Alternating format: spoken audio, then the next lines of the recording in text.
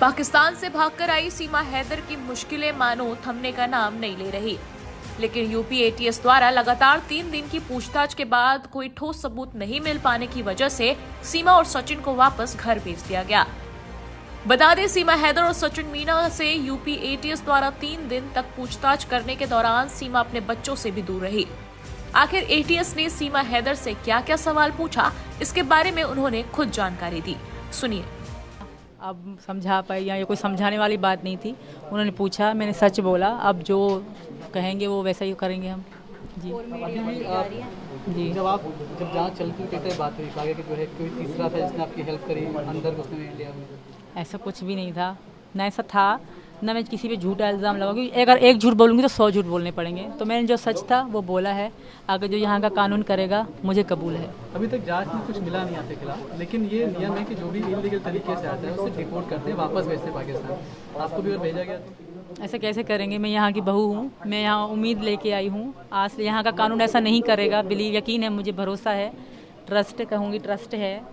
तो मैं यहाँ की बेटी हूँ, यहाँ की बहू। पाकिस्तान मुझे मतलब वो आना, वो मुझे मेरे लिए मतलब पराया देश बन चुका है। होटल वाले ये कह रहे हैं कि आप नाम बदल के रह रहे थे, आधार कार्ड सचिन लेके गए थे, यहाँ से क्या कुछ है? ऐसा कुछ भी नहीं है। वो हमारे साथ फैमिली की तरह रहते थे।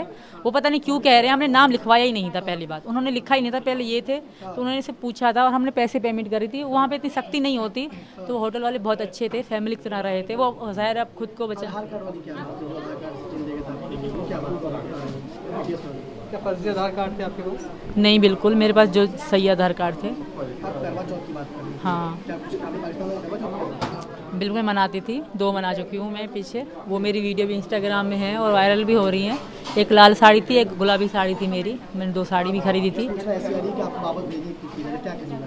मैं वापस नहीं जा सकती, वहाँ मेरे लिए बुरी मौत इंतज़ार कर रही है। तो यहाँ का कानून ऐसा गलत नहीं करेगा मेरे साथ। और आप सबसे भी रिक्वेस्ट है कि सपोर्ट में बोलो। जिस तरह गलत बोल रहे हो, भाई को बॉयफ्रेंड, बाप को बॉयफ्रेंड, इस तरह मत बोलो। हमारी भी इज्जत है, आत्मा सम्मान है। जी, हम लोग यही, हमारी जांच चल रही थी सर, इसी कारण।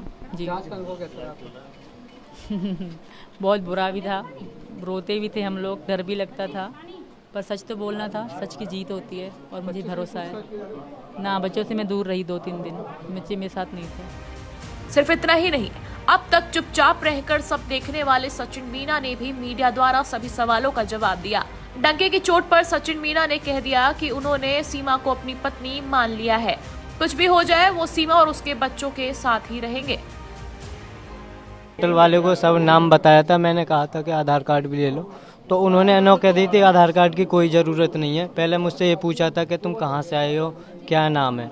मैंने बोला था मैं इंडिया दिल्ली से आया हूँ, और कि इंडिया दिल्ली से आया हूँ, और बस ये पूछा था और ये बताया था। मैंने बोला था आधार कार्ड तो नहीं चाहिए। तो उसने बोला नहीं, आधार कार्ड की कोई ज़रूरत नहीं, और नाम पूछा था बस मेरा। तो आधार कार्ड नहीं मांगा था। अब ये पता नहीं उसने नाम लिखा हो या ना लिखा हो।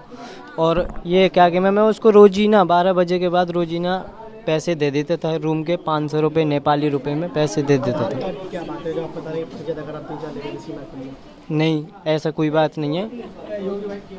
आप जो है 4 फ़ोन थे सीमा के पास में। 4 फ़ोन किस तरह के?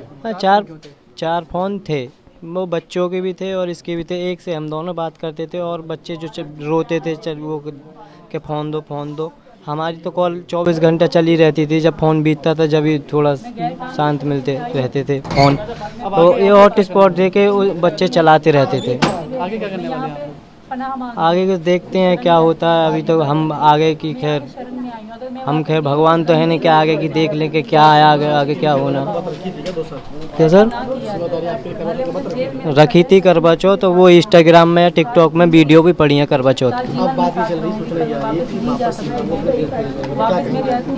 सर देखिए, मैं खैर ये भी मेरी बीवी है, यहाँ की बीवी हो चुकी है यहाँ पे, और मैं अपनी बहू मानता हूँ इसे, और मेरी घरवाली है। ऐसा ना करें कि हम दोनों का जीवन खराब हो और हम दोनों बस सही सलामत रहना चाहते। पूछताछ यही हुई थी कि कैसे आए थे, कैसे गए थे, कब से बात हुई, कहाँ मिले, कैसे हुई, यही जानकारी हुई थी, यही पूछ रहे थे बस। पढ़े तो पढ़ेंगे तो वहाँ भी मिलेगा, जीवन तो उनका वहाँ भी तबाह होगा और बदतर से बदतर उनका जीवन होगा।